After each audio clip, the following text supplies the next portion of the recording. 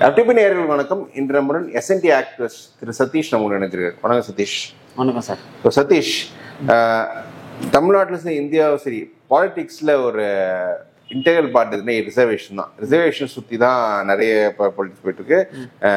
ஜாதி கலவரங்கள் வந்த காலம் தொட்டு இப்போ வந்து அந்த ஜாதிகளை வைத்து டிபேட்ஸ் நடக்கிற காலம்லாம் வந்துருச்சு. இப்போ வன்னி ரிசர்வேஷன் ஆகட்டும், ஒரு தலித் ரிசர்வேஷன், இப்போ சுப்ரீம் கோர்ட் ஜட்மெண்ட் வந்துருக்கு. அருந்ததி ரிசர்வேஷன் இப்போ சுப்ரீம் கோர்ட் ஜட்மெண்ட் ஒன்று வந்திருக்கு. அதில் தலித் உள்ள இன்டர்னல் கோட்டான்னு. ஸோ இந்த ரிசர்வேஷனை சுற்றி நடக்கிற பாலிடிக்ஸ் வந்து நீங்கள் எப்படி பார்க்குறீங்க? ஆக்சுவலி ரிசர்வேஷனே வந்து நம்ம ஃபர்ஸ்ட் ஏன் ரிசர்வேஷன் வந்தது அப்படிங்கிறதே நம்ம ஆரம்பத்துல இருந்தே பார்க்கணும். ஓகேங்களா? ஸோ நம்ம இந்தியன் சொசைட்டியை மட்டும் எடுத்துக்கிட்டீங்க அப்படின்னா ஆரம்பத்துல இது வந்து ஒரு கம்யூனிஸ்ட் சொசைட்டி தான். ஓகேங்களா? யாருக்குமே எந்த ஒரு நிலமும் சொந்தம் கிடையாது, யாருக்கும் எந்த ஒரு பொருளும் சொந்தம் கிடையாது. அந்த கம்யூனிஸ்ட் சொசைட்டில இருந்து நம்ம வந்து மொனார்கி சொசைட்டிக்கு மாறுறோம். ஓகேங்களா? மொனார்கினா ஆண்டான் அரசன் ஒருத்தர் இருப்பாரு, அவர் கையில் எல்லாமே இருக்கு, அவரோட தான் எல்லாமே. அவர் இங்க போய் நிலத்துல போய் விவசாயம் பண்ணனா விவசாயம் பண்ணலாம், அவர்கிட்ட போய் ஆடு மாடு மேய்க்கணும்னா அந்த அரசனோட பெர்மிஷன் இருந்தாதான் வந்து நம்மளால பண்ண முடியும் அப்படிங்கிற ஒரு மொனார்கி பொசிஷன் இருந்தது. அதுல இருந்து கேபிட்டலிசம் பொசிஷன் வருது. ஓகேங்களா? ஸோ அந்த கேபிட்டலிசம் பொசிஷன் வந்து மொனார்கி, அதாவது அரசர்கள் காலகட்டத்திலே தொடங்கிடுச்சு. அரசர்கள் என்ன பண்ணுவாங்க, சில கம்யூனிட்டியை சூஸ் பண்ணி நீங்க இந்த நிலத்தை வந்து நிர்வாகம் பண்ணுங்க, உங்களுக்கு வந்து இன்னொரு கம்யூனிட்டியை தர்றேன், அந்த கம்யூனிட்டியை யூஸ் பண்ணி நீங்க விவசாயம் பண்ணி அதுல வர்ற மகசூலை எனக்கு வரியா கட்டுங்க அப்படின்ட்டு அரசர் காலத்துல இது வந்துடுச்சு ஆக்சுவலி. ஓகேங்களா? ஸோ இங்க வந்து கம்யூனிஸ்ட் அதுல இருந்து மொனார்கியா மாறுது, அதுல இருந்து கேபிட்டலிசம் மாறுது. இதே கேபிட்டலிசம் என்ன ஆகுது, பிரிட்டிஷர்ஸ் பீரியட்ல அது எக்ஸ்பேண்ட் ஆகுது. அது என்ன, அரசர் காலகட்டத்துல என்னதான் அரசர் ஒரு சமூகத்தை எடுத்துட்டு போய் இந்த நிலத்தை நீங்க நிர்வாகம் பண்ணுங்கன்னு சொன்னாலும் பிரிட்டிஷர்ஸ் காலகட்டத்துல என்ன ஆகுது, அந்த நிர்வாகம் பண்ணவங்களுக்கே நிலம் சொந்தமாகுது. ஓகேங்களா? ஸோ அந்த நிலம் சொந்தமாகும் போது இங்க டைரக்டா ஒரு கேபிட்டலிசம் உருவாகுது. இப்போ ஒரு சமூகத்து கையில நிலம் சொந்தமாகுது, இன்னொரு சமூகத்து கையில நிலம் சுத்தமா இல்லாம போகுது. அப்போ ஒரு சமூகமே பலம் வாய்ந்த சமூகமாகவும் இன்னொரு சமூகம் பலம் இல்லாத சமூகமாகவும் மாறுது. ஓகேங்களா? ஸோ இங்க கேபிட்டலிசம் உருவாகுது. கிரேடட் இது வந்து என்ன பண்றாரு, ஒரு சமூகத்துக்குள்ளேயே ஒவ்வொரு சின்ன சின்ன சேஞ்சஸ்ல கிரேடட் இன்இக்வாலிட்டி அப்படின்னு சொல்றாரு அம்பேத்கர். ஓகேங்களா? ஸோ அவர் எதெல்லாம் கன்சிடர் பண்ணார்னா எஜுகேஷனலி, சோஷியலி, எக்கனாமிக்கலி, இது மூணு தான் வந்து அவர் மெயினாக கன்சிடர் பண்ணுறது. ஓகேங்களா? ஸோ இது மூணை கன்சிடர் பண்ணி கிரேடர் இன்இக்வாலிட்டி இது கேஸ்ட்டுக்குள்ள இல்லை, சப்காஸ்ட்டுக்குள்ளேயும் இருக்கு. ஓகேங்களா? சப்காஸ்ட்டுக்குள்ளேயுமே இருக்கு. ஒரு சப்காஸ்ட் வந்து மேலேயும் ஒரு சப்காஸ்ட் கீழேயும் இருப்பாங்க. ஏன்னா மேலே இருக்கவங்களுக்கு பொருளாதாரம் நல்லாவும் கீழே இருக்கவங்களுக்கு பொருளாதாரம் பிரச்சனையும் இருக்கு. ஓகேங்களா? இது வந்து பிரிட்டிஷர்ஸ் வந்து ஆரம்பத்துல புரிஞ்சுக்கிட்டாங்க, இங்க எல்லாமே கேஸ்டின் அடிப்படையில தான் இருக்கு. ஓகேங்களா? அதை புரிஞ்சுக்கிட்டு என்ன பண்ணாங்க, அனலைஸ் பண்ண ஆரம்பிக்கிறாங்க பிரிட்டிஷர்ஸ். எவ்ரி 10 years வந்து சென்சஸ் எடுக்கிறாங்க. சென்சஸ் எப்படி எடுப்பாங்கன்னா ரொம்ப இன்டெப்தா எடுப்பாங்க. ஓகேங்களா? இந்தந்த கம்யூனிட்டி இவ்வளோலாம் இருக்காங்க, இந்தந்த கம்யூனிட்டியில சைல்டு மேரேஜஸ் இவ்வளோ இருக்கு, இந்தந்த கம்யூனிட்டியில இவ்வளோ ஹைட் இருக்காங்க, இந்தந்த கம்யூனிட்டியில் இவ்வளோ பர்த் ரேட் இருக்கு, இந்தந்த கம்யூனிட்டியில் இவ்வளோ டெத் ரேட் இருக்கு, இந்தந்த கம்யூனிட்டியில் உமன்ஸ் விடோ மேரேஜஸ் இருக்கு, இந்தந்த கம்யூனிட்டியில் இப்படி இருக்குன்றது இன்டெப்தா ஒவ்வொரு 10 yearsக்கும் கொடுத்துட்டு இருந்தாங்க. 1911, 1921, 1931 சென்சஸ்லாம் பயங்கரமான இன்டெப்த் இன்ஃபர்மேஷன் கொண்டது. ஆக்சுவலி 1931 தான் லாஸ்ட் சென்சஸ் பிரிட்டிஷர் எடுத்தது. அதுக்கப்புறம் நம்மளோட கவர்மெண்ட் எடுக்கவே கிடையாது, அதாவது அவ்வளோ இன்டெப்தா எடுக்கவே கிடையாது. ஓகேங்களா? ஸோ இப்படி சென்சஸ் மட்டும் எடுத்துட்டு இருந்த ஒரு கட்டத்துல சைமன் கமிஷன் ஒன்று உருவாக்குறாங்க. ஓகேங்களா? சைமன் கமிஷன் உருவாக்குறதுக்காக அப்போ அந்த மொமெண்ட் பார்த்தீங்கன்னா சைமன் கமிஷன் இந்தியன்ல இருக்க இந்தியன் காங்கிரஸ் எதிர்க்குது, காந்திஜி எடுக்கிறாரு, லாலா லஜ்பத் ராய் பயங்கரமா எதிர்க்கிறாரு. ஓகேங்களா? லாலா லஜ்பத் ராய் அடிச்சே கொள்றாங்க. சரிங்களா? இந்த கமிஷனே வேணாம் அப்படின்னா அப்ப அந்த சைமன் கமிஷனோட மெயின் நோக்கமே என்னன்னா, நான் எல்லா சென்சஸும் எடுத்திருக்கேன், அதை வச்சு நான் பாலிசி உருவாக்க போறேன், சட்டங்கள் அதை வச்சு உருவாக்க போறேன், ரிசர்வேஷன் அதை வச்சு உருவாக்க போறேன். அப்படிங்கும் போது காந்திஜி என்ன பண்றாரு, ஐயோ என்ன சாதியா பிரிக்காதீங்க, காந்திஜியோட வாதம், நீங்க எல்லாத்தையுமே சாதி வச்சு நீங்க பாலிசி உருவாக்காதீங்க அப்படின்னு சொல்றாரு. ஆனா இங்க இருக்க அம்பேத்கரும் பெரியாரும் என்ன பண்றாங்க, கிளியரா ஏத்துக்கிறாங்க, ஆமா இதான் பொசிஷன் இருக்கிறது, ஏத்துக்கோங்க. ஓகேங்களா? ஸோ ஒரு சமூகத்துக்கு பொருளாதாரமா மேல இருக்காங்க அப்படின்னா 80% அக்யூரசி இருக்கு. நான் என்ன சொல்றாங்கன்னா, இந்த சமூகத்திலும் ஏழை இருக்காங்க, இந்த சமூகத்திலும் பணக்காரங்க, ஆனா இங்க 80% அக்யூரசி புரியுது. ஓகேங்களா? ஒரு சமூகத்துல நில உடைமை சமூகம்னா அவன் 80% பேர் அவன் நில உடைமை சமூகமா தான் இருக்கான். ஓகேங்களா? இவங்க நில உடைமை சமூகம் கிடையாது அப்படின்னா 80% பேர் இவங்க நில உடைமை சமூகம் இல்லாம தான் இருக்காங்க. 80% அக்யூரசி இருக்கு, குறைஞ்சது. ஓகேங்களா? அப்போ என்ன சொல்றாங்க, அம்பேத்கரும் தந்தை பெரியாரும் என்ன பண்றாங்க, டேட்டா ஒத்துக்கிறாங்க. ஆமா, இதான் நிலைமை. ஓகேங்களா? அப்போ உங்ககிட்ட டேட்டா இருக்கு, அந்த டேட்டாவை அனலைஸ் பண்ணுங்க, குழு உருவாக்குங்க, அனலைஸ் பண்ணுங்க, அதை வச்சு பாலிசி மேக் பண்ணுங்க, ரிசர்வேஷன் கொண்டு வாங்க அப்படின்னு சொல்றாங்க. ஆனா காந்திஜி ஆகட்டும் எல்லாருமே வந்து அதை எதிர்க்கிறாங்க. லாலா லஜபத் ராய் அடிச்சே கொள்றாங்க. ஓகேங்களா? ஸோ அதோட தொடர்ச்சியா என்ன பண்றாங்க, எஸ்சி எஸ்டி ரிசர்வேஷன் மட்டும் ஃபர்ஸ்ட் எடுத்துட்டு வர்றாங்க. ஓகேங்களா? அதுக்கு முன்னாடி வந்து எஸ்என்டி ரிசர்வேஷன் இருக்கு. நம்ம ஊர்லயே பாத்தீங்கன்னா ரிசர்வேஷன் இருக்கு. நம்ம எல்லா எடுத்துட்டு வரும்போது தமிழ்நாட்டில் ரிசர்வேஷன் இருக்கு. பிராமின்ஸ்க்கெல்லாம் ரிசர்வேஷன் இந்தியா தமிழ்நாட்டில் பிராமின்ஸ்க்கு 15% ரிசர்வேஷன் இருந்தது. ஓகேங்களா? 100% ரிசர்வேஷன் ஃபாலோ பண்ண ஸ்டேட் நம்ம ஸ்டேட் ஆக்சுவலி மெட்ராஸ் மாகாணத்துல. ஓகேங்களா? பிராமின்ஸ்க்கு இருந்தது, ஸ்கெடியூல் காஸ்ட் இருந்தது, பேக்வர்ட் கமிட்டிக்கு இருந்தது, எல்லாமே இருந்தது. ஓகேங்களா? அதுக்கப்புறம் அம்பேத்கர் வந்து டாக்குமெண்ட் பண்ணி தேசிய அளவில் எடுத்துட்டு வர்றாரு. ஓகேங்களா? இவங்கெல்லாம் அட்டவணை பிரிவு, இவங்கெல்லாம் வந்து ஸ்கெடியூல்டு ட்ரைப். ஓகேங்களா? அப்படின்னு அவரு இது பண்றாரு. அதுக்கு வந்து சர்டன் கிரைட்டீரியாஸை உருவாக்குறாங்க. ஓகேங்களா? ஸோ எஸ்சி எஸ்டியுமே ஒன்னா வைக்க விரும்பல அவங்க. அன்டச்சபிளும் அன்சீயபிளுமே ஒன்னா வைக்க விரும்பல. ஏன்னா unseeable cannot compete with untouchable அப்படின்னு சொல்றாரு. ஸோ அந்த அளவுக்கு டிஃபரன்சஸ் இருக்கு. ஸோ இவங்களுக்குமே தனி ரிசர்வேஷன் வேணும் அப்படிங்கிறது அவரோட வாதமாவே இருக்கு. ஓகேங்களா? ஸோ அப்போ என்ன பண்றாங்க, என்னென்ன கமிட்டியில் எஸ்சியில் வரும், என்னென்ன கமிட்டியில் எஸ்டியில் வரும் அப்படிங்கிறத அனலைஸ் பண்ணி எடுத்துட்டு வந்து ஃபர்ஸ்ட் ரிசர்வேஷனா எஸ்சி எஸ்டிக்கு எடுத்துட்டு வராங்க. ஓகேங்களா?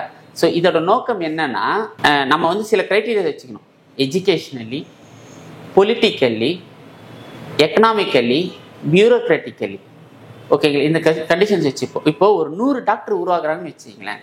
அவரோட நோக்கம் என்னன்னா, உருவாகிற 100 டாக்டர்ல 20 டாக்டர் குறைஞ்சி இந்த சமூகத்திலேருந்து இருந்தே தீரணும். மினிமம் கேரண்டியா இது இருந்தே தீரணும் அப்படின்னு சொல்றாரு. புரியுதுங்களா? ஏன்னா இங்க எக்ஸ்பிளாய்டேஷன் நடந்துடும். பலம் உள்ளவர்கள் பலம் இல்லாதவர்கள் நசுக்கிடுவாங்க. அதனால அந்த எக்ஸ்பிளாய்டேஷன் நடக்கக்கூடாதுன்னா, இவன் சமூகத்துல 20 பேர் இருக்கான், 100 பேர்ல 20 பேர் இந்த சமூகத்தை சேர்ந்தவன். அப்போ 100 டாக்டர் உருவாக்குறான்னா 20% இந்த சமூகத்துல இருந்து இருக்கணும் அப்படின்னு அவங்க சொல்றாங்க. இது ரெப்ரசன்டேஷனுக்காக தான். ஓகேங்களா? ஐயோ நம்ம ரிசர்வேஷன் எடுத்துட்டு வந்துட்டா பணக்காரன் ஆயிடுவாங்க நம்ம சமூகத்தை. அப்படி கிடையாது. நிலைமையே என்னன்னா, எஜுகேஷனலி இங்க உருவாகிற 100 ஜட்ஜில், 100 வக்கீல், 100 டாக்டர்ல இதுல வந்து 20% இந்த மக்கள் இருக்கணும் அப்படிங்கறத மெயின் இன்டென்ஷன். பொலிட்டிக்கலி உருவாகிற 100 எம்எல்ஏல 20 பேர் இவங்க இருக்கணும் அப்படிங்கறதா இன்டென்ஷன். ஐ மீன் எக்கனாமிக்கலி. ஓகேங்களா? 100 அரசு அதிகார இது வருதுன்னா பொசிஷன், இப்போ 100 விஓ வருது, 100 தாசில்தார் வர்றாங்க அப்படின்னா 20 பேர் இவங்க இருக்கணும், இவங்க பாப்புலேஷன் ரெப்ரசன்டேஷன் இங்க இருக்கணும் அப்படிங்கறதா எங்களுடைய இன்டென்ஷன். ஓகேங்களா? பியூரோக்ராட்டிக்கலி ரொம்ப ஹையஸ்ட் மோஸ்ட் இம்பார்ட்டண்டான இன்டென்ஷன். ஓகேங்களா? ஸோ ஐஏஎஸ் ஆகட்டும், அந்த தலைமை செயலகத்தில் இருக்க முக்கிய அதிகாரிகளாகட்டும், அவங்கெல்லாம் வந்து பியூரோக்ராட்ஸை கன்சிடர் பண்ணுவோம். அதுலேயுமே ரிசர்வேஷன் இருக்கணும், அதுலேயுமே ரெப்ரசன்டேஷன் இருக்கணும் அப்படிங்கிறதான் இதோட நோக்கமே. ஓகேங்களா? இவங்க நல்லா புரிஞ்சுக்க, ரெப்ரசன்டேஷன் தான் நோக்கம், எக்கனாமிக்கலி மேலே ஏற்றுறது நோக்கம் கிடையாது. ஓகேங்களா? ஏன்னா இங்கே கிரேடட் இன்இக்வாலிட்டி இருக்கு. ஒருத்தர் இன்னொருத்தர் அழுத்திடுவாங்க அப்படின்னு சொல்றாங்க, ஒருத்தர் இன்னொருத்தரோட வாய்ப்புகளை சுரண்டிடுவாங்கன்னு சொல்றாங்க. ஸோ அதனால தான் வந்து ரெப்ரசன்டேஷன் இருக்கணும் அப்படிங்கிறதுக்கு தான் ரிசர்வேஷன். ஓகேங்களா? நான் இவங்களெல்லாம் பணக்காரன் ஆக்க போறேன், இவங்களாம் ரொம்ப ஏழையாக இருக்காங்க, இவங்களாம் பணக்காரன் ஆக்க போறன்றதுக்காக ரிசர்வேஷன் கிடையவே கிடையாது. ஓகேங்களா? நல்லா புரிஞ்சுக்கோங்க. இப்போ ஒரு சமூகத்தில் 100 பேருமே பணக்காரங்களா இருக்காங்கன்னு வச்சுங்களேன். அவங்க கையில இருந்து ஒரு 10% இருக்காங்க, அவங்க கையில இருந்து 10 டாக்டர் உருவாகலை, 10 அட்வொகேட் உருவாகலை, 10% ஜட்ஜஸ் உருவாகலை, 10% ஐஏஎஸ் உருவாகலைன்னா அந்த சமூகம் அண்டர் ரெப்ரசன்டேட். ஸோ பணக்காரங்களாவே இருந்தாலும் அண்டர் ரெப்ரசன்டேஷன் இருக்கக்கூடாது அப்படிங்கிறதா இது மெயின் இன்டென்ஷனே. ஓகேங்களா? ஸோ இதன் தொடர்ச்சியை என்ன பண்றாங்க, எஸ்சிக்கு எஸ்டிக்கு எடுத்துட்டு வந்தாங்க. 1980 மண்டல் கமிஷன் வருது, உருவாக்குறாங்க. என்னன்னா, பிற்படுத்தப்பட்ட மக்களுக்கும் ரிசர்வேஷன் வேணும் அப்படின்னு சொல்றாங்க. அவங்களுக்கும் பிரதிநிதித்துவம் வேணும், ரெப்ரசன்டேஷன் வேணும், பொலிட்டிக்கலி வேணும், எஜுகேஷனலி வேணும், பியூரோக்ராட்டிக்கலி வேணும். இப்போ 100 ஐஏஎஸ் உருவாக்குறாங்கன்னா பிற்படுத்த சமூகத்திலேருந்து 40 ஐஏஎஸ் உருவாகணும் அப்படிங்கிறத அவங்களோட இன்டென்ஷனாக இருந்தது. அவங்க என்ன சொல்றாங்கன்னா, பிற்படுத்தப்பட்ட மக்கள் பணக்கார சமூகங்களோட மோத முடியாது அப்படின்னு சொல்றாங்க. அவங்க சுரண்டப்படுகள், தே ஆர் பீயிங் எக்ஸ்ப்ளாய்டட். ஓகேங்களா? எக்ஸ்ப்ளாய்டட்னு சொன்னதுக்கு அப்புறம் தான் அதை எவிடென்ட்லி ப்ரூவ் பண்றாங்க. எதை வச்சுன்னா 1931 சென்சஸை வச்சுதான். நான் தான் சொன்னேன் இல்லையா, 1931 சென்சஸோட ஃபுல் கேஸ்ட் எல்லா கம்யூனிட்டி அனலைஸ்ட் பண்ற ஒரு சென்சஸ் எடுக்கப்படவே இல்லை. 1931 தான் லாஸ்ட். ஓகேங்களா? அப்போ என்ன பண்ணுறாங்க, 1931 சென்சஸையே அடிப்படையாக வச்சுக்கிட்டு அன்னைக்கு இருந்த கவர்மெண்ட் பொசிஷன்ஸ், கவர்மெண்ட்டில் எத்தனை பேர் இருக்காங்கன்ற இதை வச்சுக்கிட்டு சைமன் கமிஷன் ஒரு ரிப்போர்ட் சப்மிட் பண்ணுறாங்க. அந்த ரிப்போர்ட்டை வந்து ஆதாரமாக வச்சுக்கிட்டு விபி சிங் என்ன பண்ணுறாரு, இம்ப்ளிமெண்ட் பண்ணுறாரு பிசி ரிசர்வேஷன் தேசிய அளவில். அவங்களும் சர்டன் கண்டிஷன். ஆனால் எஸ்சி எஸ்டிக்கு இருக்க மாதிரி அந்த ஸ்ட்ராங்கஸ்ட் பாயிண்ட் பிசிக்கு கிடையாதுன்னு தான் நான் சொல்லுவேன். ஓகேங்களா? அது தமிழ்நாட்டில் most corrupted BC reservation is Tamil Nadu தான் நான் சொல்லுவேன். நான் ஏன்றது எக்ஸ்பிளைன் பண்ணுறேன். ஸோ பிசி ரிசர்வேஷன் மத்திய அரசு எடுத்துகிட்டு வருது, விபி சிங் தலைமையிலான அரசு எடுத்துகிட்டு வருது. அன்னைக்கு ஒரு மிகப்பெரிய எதிர்ப்பு இருக்குது பிசி ரிசர்வேஷன். ஓகே, எல்கே அத்வானியில இருந்து எல்லாருமே எதிர்ப்பு தெரிவிக்கிறாங்க. 2-3 பிராமின்ஸ் டெல்லியில எரிச்சுக்கிட்டு சாகுறாங்க, தானே எரிச்சுக்கிட்டு சாகுறாங்க பிராமின்ஸ். ஓகேங்களா? ஸோ இப்படி ஒரு எதிர்ப்புகளுக்கு மீறி தான் விபி சிங் அதை எடுத்துட்டு வர்றாரு பிசி ரிசர்வேஷன். ஓகேங்களா? இப்போ அதுல சில சிக்கல்கள், அதுல சில குழப்பங்கள் என்ன அப்படின்னா, கிரீமி லேயர்னு ஒன்று எடுத்துட்டு வராங்க. புரியுதுங்களா? கிரீமி லேயர்னா என்னன்னா, இத்தனை பெர்சன்டேஜுக்கு, அதாவது வருஷத்துக்கு 8 லட்ச ரூபாய்க்கு மேல வருமானம் இருக்கவங்களுக்கு ரிசர்வேஷனே, பிசிஏ ரிசர்வேஷன் ஒழுங்காக யூஸ் பண்ண முடியாது. புரியுதுங்களா? அப்ப என்ன பண்றாங்க, 8 லட்சத்துக்கு கீழே இருக்கவங்களுக்கு மட்டும் தான் பிசி ரிசர்வேஷன் வேணும், அதாவது ஏழைங்களுக்கு தான் நம்ம உதவணும் அப்படிங்கிறது வந்து இப்ப என்ன பண்றாங்க, ரெப்ரசன்டேஷனுக்காக உருவான ரிசர்வேஷனுக்கு போயிட்டு இப்ப ஏழைய பணக்காரன் ஆக்கிறதுக்காக ரிசர்வேஷன் உதவுது அப்படிங்கிற ஒரு கண்ணோட்டத்துல கிரீமி லேயர் எடுத்துட்டு வந்துட்டாங்க. இப்போ நம்மளோட எண்ணம்லாம் பியூரோக்ராசில, ஏன்னா அதான் இருக்கிறதுல ஹையஸ்ட் பொசிஷன் பியூரோக்ராசி, ஐஏஎஸ் தலைமை செயலகத்துல இன்னி வரைக்குமே பிசிக்கு அண்டர் ரெப்ரசன்டேஷன். ஓகேங்களா? இப்போ ஒரு கான்ஸ்டேபிளோட பையனால ஈஸியா இன்ஸ்பெக்டர் ஆக முடியுமா, இல்ல ஒரு ஒண்ணுமே இல்லாத ரோட்ல இருக்கவனோட பையன் ஈஸியா இன்ஸ்பெக்டர் ஆக முடியுமா? ஓகேங்களா? அப்போ பியூரோக்ராட் வந்து ரொம்ப ஹையஸ்ட் பொசிஷன். நீங்க என்ன பண்றீங்க, 8 லட்சம் வருமானம் இருந்தாலே உனக்கு பியூரோக்ராட்ஸுக்கு நீங்க தேர்தல் அந்த பொசிஷனுக்கே நீ போக முடியாது அப்படின்னா, அப்போ இங்க லேடர் மாதிரி தான் இது, ஒரு ஸ்டெப்பா தான் ஏற முடியும். கரெக்டுங்களா? இப்போ நான் என்ன சொல்றோம், நீங்க அவன் பணக்காரனா இருக்கட்டும், ஏழையா இருக்கட்டும், அவன் பெரும் கோடிசாரனா கூட இருக்கட்டும், ஆனா அவன் பியூரோக்ரஸில அவன் இஸ் அண்டர் ரெப்ரசன்டட். ஓகேங்களா?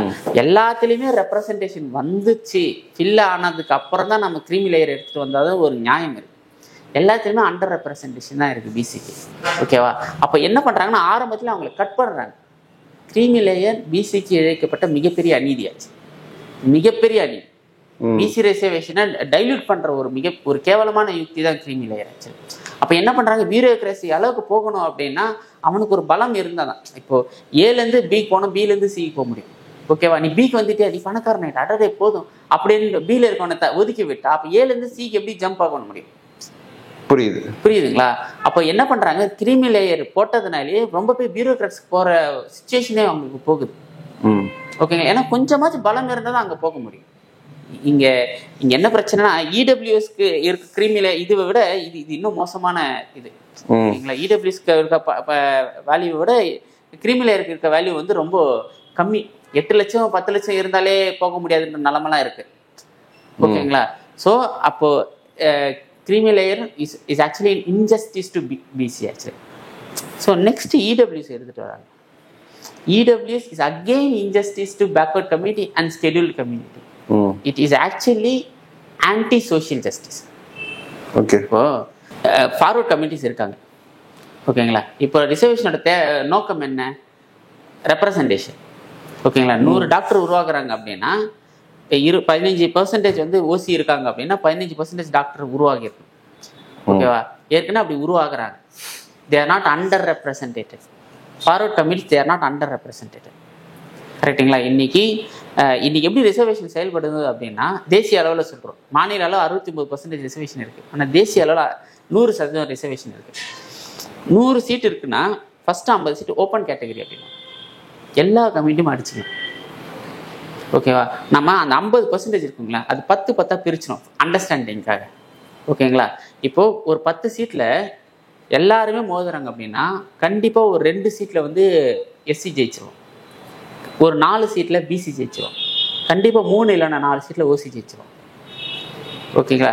எல்லா 10ல் இருக்க அந்த ஓசியை எடுத்து பார்த்தேன்னா ஓசி வில் பி ஓவர் ரெப்ரசன்டேட்டிவ். இதுதான் நிலைமை. ஏற்கனவே அவனோட பெர்சன்டேஜுக்கான ரெப்ரசன்டேஷன் எல்லா இடத்துலையுமே கிடைச்சிட்டு வருது. பியூரோக்ரஸியில் கிடைக்குது, பொலிட்டிக்கலி கிடைக்குது, எஜுகேஷனலி கண்டிப்பா கிடைக்குது, எக்கனாமிக்கலி அவன் நல்லா தான் இருக்காங்க. எல்லா அரசு பதவிகளும் 10 to 15% ஓசி இருக்க தான் செய்யறாங்க. ஓகேங்களா? ஸோ என்ன ரெப்ரசன்டேஷன் இருக்க ஒரு சமூகத்துல நாசுக்கா என்ன பண்றாங்க, இவன் ஏழை, இதுல இந்த சமூகத்துல இருக்க ஏழைக்கு மட்டும் சப்போர்ட் பண்ணுவோம் அப்படின்னு சொல்றாங்க. இப்போ ஏழைக்கு மட்டுமே தனியா எடுத்து போட்டா கூட என்ன ஆகுதுன்னா ஓவர் ரெப்ரசன்டேஷன் போக முடியும். புரியுது, கரெக்டுங்களா? இப்போ 15% ஓசினா 15% இருந்தா ஓகே, அவன் 20% ஆகுறான். இப்போ என்ன ஆகுது, நான் சொன்னேன் இல்லையா, 10% எடுத்துட்டா 2 எஸ்சி ஜெயிப்பான், 4 பிசி ஜெயிப்பாங்க, 4 ஓசி ஜெயிப்பாங்க. ஓகேங்களா? இப்போ அதை 10% அப்படியே எடுத்துட்டு போய் ஓசிக்கு கொடுக்கும்போது என்ன ஆகுதுன்னா எஸ்சியோட 2 சீட்டு சுரண்டப்படுது, எக்ஸ்பிளாய்டட். பிசியோட 4 சீட்டு எக்ஸ்பிளாய்டட், சுரண்டப்படுது. ஓகேங்களா? அப்போ EWS is an exploitation of backward community and SC ST community. ஏற்கனவே உனக்கு ரெப்ரசன்டேஷனும் இருக்கு, அண்டர் ரெப்ரசன்டேஷனுக்கான ப்ரூஃபும் கிடையாது. நீ அதை அனலைஸும் பண்ணல, அதுக்கு பட்டவர்தனமா தெரியும் யூஆர் ஓவர் ரெப்ரசன்டட் அப்படின்னு. ஆல்தோ யூஆர் ஓவர் ரெப்ரசன்டட், நீங்க என்ன பண்றீங்கன்னா 10% லாக் பண்ணி, அந்த 10 ஓப்பன் கேட்டகரியில் 10% லாக் பண்ணி எஸ்சிக்கு போகிற 2 சீட்டையும் பிசிக்கு போகிற 4 சீட்டையும் நீங்க சுரண்டுறீங்க. சரி, ஓகே. இப்போ எனக்கு என்னன்னா இடபிள்யூஎஸ் எக்ஸ்பிளைன் பண்ணீங்க, இடபிள்யூஎஸ்ல இது பண்ணணும். இடபிள்யூஎஸ்ல ஜென்ரல் கேட்டகரியில் இருக்கவங்க பெனிஃபிட்டா இல்லையா? அதுதான் சொன்னேன் இல்லையா, அவங்க தான் ஓவர் ரெப்ரசன்டேஷன் ஆகுது, அவங்களுக்கு தான் ஓவர் ரெப்ரசன்டேஷனுக்கு முடியுதுன்னு சொல்றேன். இப்போ ஜென்ரல் கேட்டகரி ஓசினா 15% அவங்க இருப்பாங்க, ஏற்கனவே அவங்களை சும்மா விட்டாலே அவங்க 15% எடுத்துக்கு தான் போறாங்க. இப்போ அதுல ஒரு 10% லாக் பண்ணும்போது பிசிக்கு போக வேண்டியது எஸ்சி எஸ்டிக்கு போக வேண்டியது சேர்த்து இழுக்கிறாங்க. ஆக்சுவலி அவங்களுக்கு ஓவர் ரெப்ரசன்டேஷனை தான் போய் முடியும், ரெப்ரசன்டேஷன்ல போய் முடியாது, ஓவர் ரெப்ரசன்டேஷன்ல போய். சரி, ஓகே. இப்போ இடபிள்யூஎஸ் சம்பந்தமாக பிரச்சனை போயிட்டு இருக்கும்போது இப்போ பிசிக்குள்ளேயே கிரீமி லேயர் கொண்டு வரன்றாங்கல்ல, அந்த கிரீமி லேயர் கொண்டு வந்தா பிசி ரெப்ரசன்டேஷன்ல அதிகமாக பெனிஃபிட் ஆகிற ஒரு செக்ஷன்ஸ் அந்த கிரீமி லேயர்லேயே போய் திரும்ப அஃபெக்ட் பண்ணி பெனிஃபிட் வாங்கிட்டு இருப்பாங்கல்ல, அதுவும் தானே சிக்கல்ல முடியும். ஆக்சுவலி கிரீமி லேயரே என்ன பண்ணுதுன்னா ஓரளவுக்கு மேலே போனவங்களே, ஓரளவுக்கு பொருளாதாரம் போனவங்களே சைட்லைன் பண்ணுது. ஓகேங்களா? அப்போ என்ன ஆகுதுன்னா லேடர்ல நான் தான் சொல்றேன் இல்லையா, நீ ஒவ்வொரு பொசிஷனுக்காக தான் போக முடியும். இப்போ ஒரு கூலி வேலை பையனோட படிக்கிறவனோட கூலி வேலை செய்யறோட பையன் வந்து ஈஸியா கான்ஸ்டபிள் ஆகிறதுக்கு முயற்சி செஞ்சிடலாம். ஆனா இன்ஸ்பெக்டர் ஆக போகணும்னா அவனுக்கு ஓரளவுக்காவது எக்ஸ்போஷர் வேணும், அவனுக்கு ஓரளவுக்காவது பேக்ரவுண்ட் வேணும். ஓகேங்களா?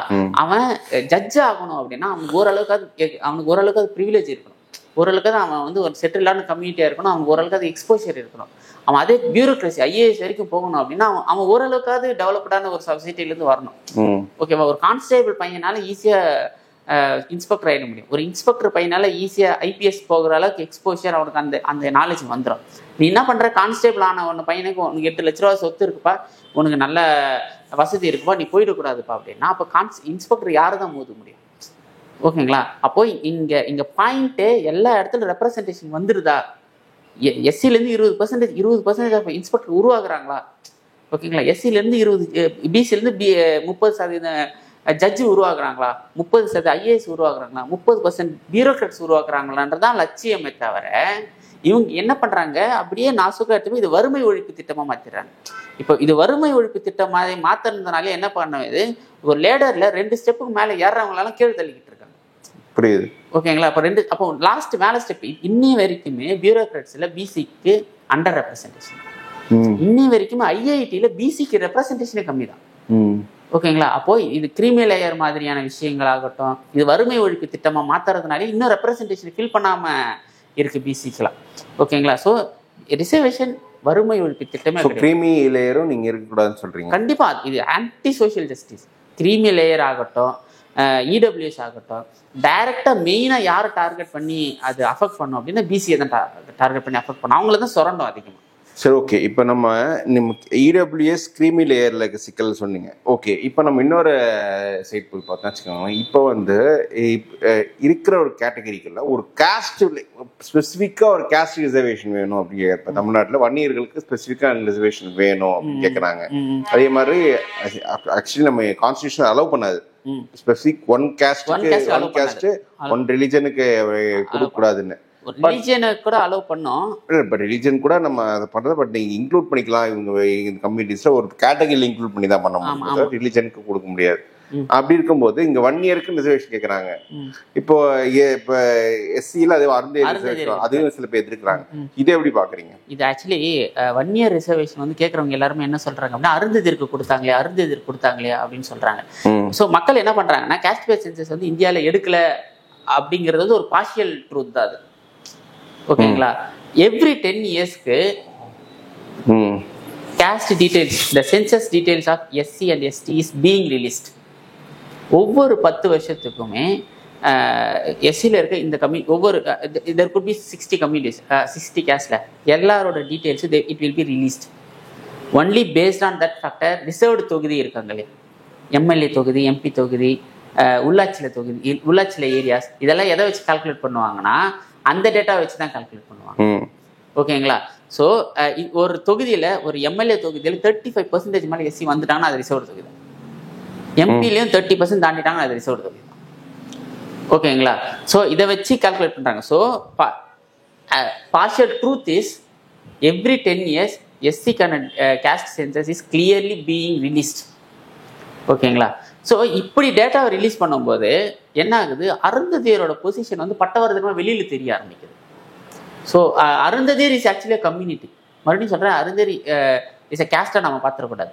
இந்தியாவில் பார்த்தீங்கன்னா இருக்கிறது வந்து community based reservation. Actually it's not a caste based reservation. நம்ம கையில் இருக்கிறதே வந்து கேஸ்ட் சர்டிஃபிகேட் கிடையாது, இட்ஸ் அ கம்யூனிட்டி சர்டிஃபிகேட். தமிழில் வந்து அது சாதி சான்றிதழ்னு சொல்கிறதே வந்து எரோனஸ் ஸ்டேட்மெண்ட். அது புரியுதுங்களா? We need to call it as வகுப்பு சான்றிதழ். ஓகேங்களா? We need to call it as வகுப்பு சான்றிதழ், நாட் சாதி சான்றிதழ் ஆக்சுவலி. ஓகேவா? ஸோ அதான் சொன்னேன் இல்லையே, அம்பேத்கர் வந்து எஸ்சியாக இருக்கணும்னா சில கிரைட்டீரியாஸை வகுக்கிறாரு, எஸ்டியாக இருக்கணும்னா சில கிரைட்டீரியாஸை உருவாக்குறாங்க. மண்டல் கமிஷன் பிசிக்கு ஓரளவுக்கு கிரைட்டீரியாஸை உருவாக்குறாங்க. But it is a failure model in Tamil Nadu actually. ஓகேங்களா? தமிழ்நாட்டில் BC reservation is a total failure. ஓகேவா? நான் அது ஏன் அப்படிங்கிறத அதையும் எக்ஸ்பிளைன் பண்ணுறேன். ஸோ அப்படி இருக்கும்போது ஒரு 1 இயருக்கு மட்டுமே, 1 year actually it is considers a caste. ஓகேவா? ஒரு ஸ்பெசிஃபிக் கேஸ்ட்டுக்கு ரிசர்வேஷன் அப்படிங்கிறது பாசிபிளே கிடையாது. It is against constitution. ஓகேவா? அது அது இந்த கான்ஸ்டிடியூஷன்லேயே அப்படி கிடையவே கிடையாது. அப்படி இருக்கும்போது இந்த ஒரு ஸ்பெசிஃபிக் கேஸ்ட், அதுவும் சென்ட்ரல் கவர்மெண்ட் 2% கேட்குறாங்க. இங்கே மாநிலத்தில் 10.5னா சென்ட்ரலில் 2% கேட்குறாங்க. ரெண்டுமே பாசிபிள் கிடையாது, ரெண்டுமே கான்ஸ்டிடியூஷனுக்கு அகெயின்ஸ்டான ஒரு விஷயம். ஆனால் இவங்க என்ன பண்ணுறாங்கன்னா அருந்ததியரே வந்து கம்பேர் பண்ணிக்கிட்டே இருக்காங்க.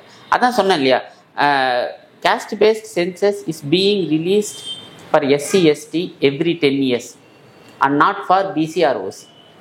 ஓகேங்களா?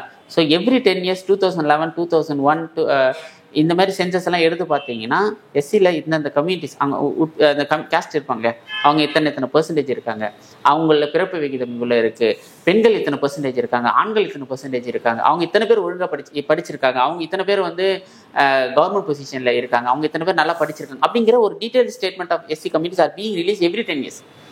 ஓகேங்களா? ஸோ அதை ஆதாரமாக வச்சு they are creating a community within SC, not caste. புரியுதா? ஏற்கனவே ஒரு 6-7 கம்யூனிட்டி இருக்கிறத ஒன்னா எஸ்சியாக மாற்றுறாங்க. தோட்டி, சக்கிலியர், அருந்ததியர், அந்த மாதிரி ஒரு 6 கம்யூனிட்டிஸை கம்பைன் பண்ணி SCAவா மாற்றுறாங்க. It is again a community, not a caste. ஓகேங்களா? Again they are not going against law, they are not going against constitution. ஓகேவா? அதுக்குள்ளேயே ஒரு கம்யூனிட்டியை உருவாக்கி, SCA அப்படின்ற ஒரு கம்யூனிட்டியை உருவாக்கி அதில் 6 கேஸ்ட்டை வச்சு அதை கம்யூனிட்டியை ப்ரொஜெக்ட் பண்ணி, ஓகேங்களா, வேலிட் டீட்டெயில்ஸை எடுக்கிறாங்க. They are being oppress, they are being under represented prove பண்ணுறாங்க டேட்டாவை வச்சுட்டு. புரியுதுங்களா? ப்ரூவ் ஆகுது. அருந்ததில் அங்கே இருக்க அந்த 6 கேஸ்ட்டுக்குமே அண்டர் ரெப்ரசன்டேஷன் இருக்குது அப்படிங்கிறது ப்ரூவ் ஆகுது. ப்ரூவ் ஆகி கான்ஸ்டியூஷனுக்கு அகெயின்ஸ்டாக போகாமல் அதை கம்யூனிட்டியாக உருவாக்கி அதுலேருந்து ரிசர்வேஷன் வாங்கினா எஸ்சிஏ, அதனால அது சக்ஸஸ்ஃபுல்லாக போய் முடியுது. ஓகேங்களா?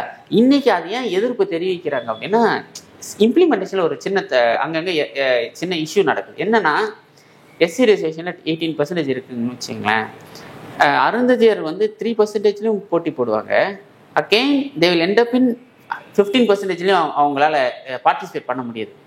இதனால என்ன ஆகுதுன்னா ஓவர் ரெப்ரசன்டேஷன் ஆகுது. ஸோ இவங்க வாதம் என்ன வைக்கப்படுது அப்படின்னா, they are exploiting Paraiyas and Devendra Kula Vellalars, சாம்பவார்ஸ், இவங்களோட வாய்ப்புகளையும் இவங்க வந்து எக்ஸ்ப்ளாய்ட் பண்றாங்க, சுரண்டிக்கிறாங்க அப்படிங்கிறதா அவங்களோட வாதமா இருக்கு. Unfortunately it is truth at some cases. ஓகேங்களா? சம் கேசஸில் வந்து அவங்களுக்கு ஓவர் ரெப்ரசன்டேஷன் இருக்குது. ஓகேங்களா? ஸோ அது டாக்குமெண்டட் வெல் ப்ரூவ்டு தான் அவங்களுக்கு அண்டர் ரெப்ரசன்டேஷன் இருந்தது. ஓகேங்களா? இம்ப்ளிமெண்டேஷன் அப்போ சில எக்ஸ்ப்ளாய்டேஷன் நடக்கிறதும் உண்மை. அதெல்லாம் கலைச்சிட்டா SCA reservation is most important reservation தான். ஓகேங்களா? அது இருந்து தான் ஆகணும். ஓகேங்களா? அதே மாதிரி பிசி முஸ்லீம்ஸ்க்குமே ரிலிஜியன் பேஸ்டு டேட்டா இருக்குது. அதை அவங்க கம்யூனிட்டியாக அதை ப்ரொஜெக்ட் பண்ணி தான் ரிசர்வேஷன் வாங்குறாங்க. ஓகேவா? ஆனால் இதே 1 year கேசஸில் பார்த்தீங்க அப்படின்னா first of all they need to prove that they are being underrepresented. இப்போ அருந்ததியர் காமிச்சாங்களா, we are underrepresented Arunthathiyar காமிச்சு முடிஞ்சதுல 1 year need to prove that 1 year is actually caste. ஓகேவா? இந்தியாவில் கேஸ்ட் பேஸ் ரிசர்வேஷன் இப்போ ரொம்ப சிம்பிள். இதை புரிஞ்சிக்கணும் அப்படின்னா எம்பிசியில் ப்ராக்கெட்டில் வி, அதில் 1 year. நான் அந்த எம்பிசி வியே வேணாமே, தனியாகவே 1 yearனு கொடுத்துக்கலாமே. நான் 1 year என்ன பிசின்னு சொல்லாத எம்பிசின்னு சொல்லாது, நான் 1 year இருந்துட்டு இல்லை. பட் அந்த ப்ரையாரிட்டி வைஸ் வரும்ல, அதுதான் சொல்கிறேன். இங்கே இருக்கிறது கம்யூனிட்டி பேஸ் ரிசர்வேஷன். நீ backward community, most backward community, you have to explain people, you have to explain constitution. சரிங்களா? நான் மோஸ்ட் பேக்வர்ட் கம்யூனிட்டின்னு சொல்லிட்டு அப்புறம் உனக்கு ரிலேட்டடாக நீ வந்து இங்கே எக்ஸ்ப்ளாய்டட் நீ நிரூபிக்கணும்ல. ஓகேவா? And specifically there is no caste based reservation in India. We only have community based reservation. How can we bring reservation to a specific caste? புரியுதா? இப்போ நீ ஒரு you are not being exploited, you cannot prove that you are being exploited. ஓகேவா? India doesn't follow caste based reservation. இப்போ ரெண்டுமே இல்லாதப்போ how can you bring reservation to a specific caste? ஓகேங்களா? இந்த இடத்துல ஒரு சில லூப் ஹோல்ஸ் நம்ம யூஸ் பண்ணலாம். என்னன்னா அண்டர் ரெப்ரசன்டேஷன் சொல்லிட்டு அந்த சில கம்யூனிட்டிஸ், அந்த முடிவெற்ற கம்யூனிட்டிஸ், துணி தைக்கிற கம்யூனிட்டிஸ், அவங்களாம் இருக்காங்க இல்லையா, அவங்கள தேர் அண்டர் ரெப்ரசன்டேஷன். அவங்கள சென்சஸ் எடுத்து அவங்கள தனியாக பிரித்து, அதேமாதிரி டிஎன்சியை தனியாக பிரித்து அகெயின் 1 year கூட ஒரு 4-5 கம்யூனிட்டி சேர்த்துட்டு எம்பிசியாவே விட்டுடணும் 1 year. இல்லைன்னா எம்பிசி ABC அப்படின்னு வேணா பிரிச்சுக்கலாம். ஏன்னா ஆந்திராலாம் அப்படி தான் பண்ணுறாங்க, பல ஸ்டேட்டில் வந்து அப்படி தான் பண்ணுறாங்க. என்ன பண்ணுவாங்க, BCA BCB BCC அப்படின்னு பிரிச்சுக்கலாம். அப்படின்னு வேணா MBCA MBCC B MBCCன்னு போட்டு பிரிச்சுக்கிட்டு அதுவும் ஒரு 4-5 கம்யூனிட்டி எக்ஸ்ட்ரா உங்க கூட சேர்த்துக்கிட்டு பண்ணணும். நீங்கள் அதில் சேர்க்கும் போதும் you have to prove constitution that நீங்கள் பக்கத்தில் சேர்த்துக்கிறீங்க பார்த்தீங்கன்னா கம்யூனிட்டிஸ், அந்த கேஸ்ட் எல்லாருமே they are socially almost same, they are economically almost same, they are educationally almost same அப்படிங்கிறது நீங்கள் கான்ஸ்டியூஷன் ப்ரூவ் பண்ணணும். ஓகேங்களா? ஸோ அப்போ ப்ரூவ் பண்ணாதான் சமபலத்தில் இருக்க ஒரு 2-3 சமூகத்தை சேர்ந்து கம்யூனிட்டியாக இருக்காங்க, அவங்களுக்கு மட்டும் தனியாக ரெப்ரசன்டேஷன் அப்படின்னு போட்டுக்கலாம். ஆனால் specific caste is not at all possible. என்னைக்கும் பாசிபிள் கிடையாது. வேணும்னா யாரோ ஒரு தமிழ்நாட்டில் இருந்து பிரதமராக மாதிரி ஒட்டுமொத்த கான்ஸ்டியூஷனும் மாத்தினா வேணும்னா இது நடக்கிறதுக்கு வாய்ப்புகள் இருக்கே தவிர அது கூட பிரதமராக மாதிரி நம்பர்ஸ் வேணும், அங்கே நம்பர்ஸ் வேணும். எப்படி இது லாஜிக்கே இல்லை. லாஜிக்ல வேணா பண்ணலாம். இது எதான் சொல்றேன், நீங்க இது எப்படி ஒரு காஸ்டுக்கு ரிசர்வேஷன் தருவாங்க? இந்தியன் கான்ஸ்டியூஷன்ல அப்படி கிடையாது. இல்லாத ஒண்ணு எப்படி எடுத்துட்டு வர முடியும்? ஓகேங்களா? நீங்க ஒரு கம்யூனிட்டியா எடுத்துட்டு வந்தாலும் நீங்க உங்களுக்கு தனியா வேணும் அப்படின்னா you have to prove that you are being under represent. அது பண்ணவே முடியாது. ஓகேவா? அப்படின்னா MBCA MBCB MBCC நீங்க பிரிச்சுக்கிட்டாலும் கூட உங்களுக்கு ஒரு 4-5 கம்யூனிட்டி நீங்க சேர்த்துக்கணும். அவங்க எக்கனாமிக்கலி எஜுகேஷனலி பொலிட்டிக்கலி தேவையில்லை, எக்கனாமிக்கலி எஜுகேஷனலி சோஷியலி இது 3த்துல உங்களை மேட்ச் பண்ற மாதிரி இருக்கணும். அவங்க இதெல்லாம் ப்ரூவ் பண்ணா MBCக்கு ஓரளவுக்கு அந்த உள்ளீடு வரணும். ஆனால் ஸ்பெசிஃபிக்காக அவங்க கேஸ்ட் மட்டும் வராது. அது கான்ஸ்டியூஷன்ல இடமே கிடையாது, எந்த இடத்துலையுமே கிடையாது. ஓகேங்களா? ஸோ ஒரு கம்யூனிட்டியை வேணா வச்சு பிரிச்சுக்கலாம். ஓகேங்களா? அதே மாதிரி பிசிக்கு வந்து ஒழுங்கான கிரைட்டீரியாவே கிடையாது. நீங்கள் தமிழ்நாட்டில் இருந்து பார்த்தீங்கன்னு வச்சுக்கிங்களேன், தமிழ்நாட்டில் நான் தான் சொன்னேன் most corrupted social justice is Tamil Nadu அப்படின்னு ஏன் சொல்கிறேன் அப்படின்னா, தமிழ்நாடு மற்ற மாநிலத்தோடு ஓரளவுக்கு வளர்ந்த மாநிலமா, சவுத் இந்தியாவை மட்டும் எடுத்துப்போம் எக்ஸாம்பிளுக்கு. ஆந்திராவை விட இது வளர்ந்த மாநிலம். கரெக்டா? இப்போ ஆந்திராவில் 20% கிட்ட ஓசி இருக்காங்க, தமிழ்நாட்டில் 10% கூட இல்லை. தமிழ்நாடு டேட்டா படி 90% பேர் மிகவும் பிற்படுத்தப்பட்டு மிகவும் ஏழ்மையாக இருக்கிறார்கள். அப்போ 90% பேர் ஏழையா இருக்காங்க, ஒரு 7-8% பேர் பணக்கார சமூகமா நீங்க அடையாளப்படுத்து. ஆனா மாநிலம் மட்டும் எப்படி வளர்ந்த மாநிலமா போச்சு? அப்ப நீங்க எந்த கிரைட்டீரியால பிசி அது கொடுத்துதான் மாநிலம் வளர்ந்துச்சுன்றாங்க. இப்போ நீ அது கொடுத்ததா அப்படின்னா இங்க கிரேட் இன்இக்வாலிட்டி சமன் ஆயிடுச்சு. அப்ப இங்க புரியல. இப்போ நில உடைமை சமூகமும் நிலமில்லாத சமூகமும் எல்லாமே நில உடைமை சமூகமா மாறிடுச்சா? இல்ல, நில உடைமை சமூகம்னு ஒண்ணு தனியா கிடையவே கிடையாதா? அப்ப நீங்க எதன் கிரைட்டீரியால நில உடைமை சமூகத்தையும் தூக்கிட்டு வந்து பிசியில போட்டீங்க தமிழ்நாட்டுல? இந்தியாவிலேயே செட்டியார் சமூகத்தெல்லாம் பிசியில போட்ட ஒரே மாநிலம் தமிழ்நாடு தான். ஓகேங்களா? இந்தியாவிலேயே நில உடைமை சமூகங்கள். ஓகேங்களா? நீங்க ரொம்ப காமெடியான விஷயம் என்னன்னா, ஆந்திரால ஓசியில இருக்கவங்கலாம் தமிழ்நாட்டுல பிசியா இருக்கான். வடுகர்னு ஒரு சர்டிபிகேட் இருக்கு. ஓகேங்களா? எதுக்கு என்ன கிரைட்டீரியா வடுகர்ன்ற வாங்குறது கிரைட்டீரியான்னு எனக்கு சீரியஸாவே புரியல. ஆந்திரால ஓசியில வாங்குறவங்க எல்லாம் தமிழ்நாட்டுல பிசி வாங்கிட்டு இருக்காங்க. இதெல்லாம் ரொம்ப தப்பு தானே? ஓகேங்களா? அப்போ இங்க BC is most corrupted BC. இது தமிழ்நாட்டுல இருக்கிறது எல்லாருமே பிசி தான். இங்க நான் ஆண்ட பரம்பரை அப்படின்னாலும் பிசி தான். நான் வந்து பயங்கர இருக்கிற நிலமெல்லாம் இருந்தது அப்படின்னு சொல்றேன்னு பிசி தான். ஓகே, நில உடைமை சமூகங்கள் இங்க பிசியா இருக்கு. எந்த ஸ்டேட்லயுமே இல்லாத ஒன்று. இங்க என்ன கிரைட்டீரியா அம்பா சங்க கமிஷன் வருது. சில சமூகங்களை நீங்க பிசியில போட வேண்டிய அவசியம் இல்லைன்னு சொன்னாலும் இங்க பிசியில போட்டிருக்காங்க அந்த சமூகங்கள். புரியுதுங்களா? ஸோ இங்கேயே சோசியல் ஜஸ்டிஸ் பேசுறதுக்கு தகுதியே தமிழ்நாட்டுக்கு கிடையாதுன்னு தான் நான் சொல்லுவேன். ஏன்னா most corrupted social justice is Tamil Nadu BC reservation. சரி, ஓகே சதீஷ், நீங்கள் இவ்வளோ ஷேர் பண்ண இன்ஃபர்மேஷன் ரொம்ப யூஸ்ஃபுல்லாக இருந்துச்சு. நம்ம மீண்டும் இதே மாதிரி ஒரு டாப்பிக்கில் மீண்டும் இணைவோம், டிஸ்கஸ் பண்ணி நம்ம அனலைஸ் பண்ணோம் எது எப்படி இருந்துச்சுன்னு. Thank you. Thanks for time. Thank you.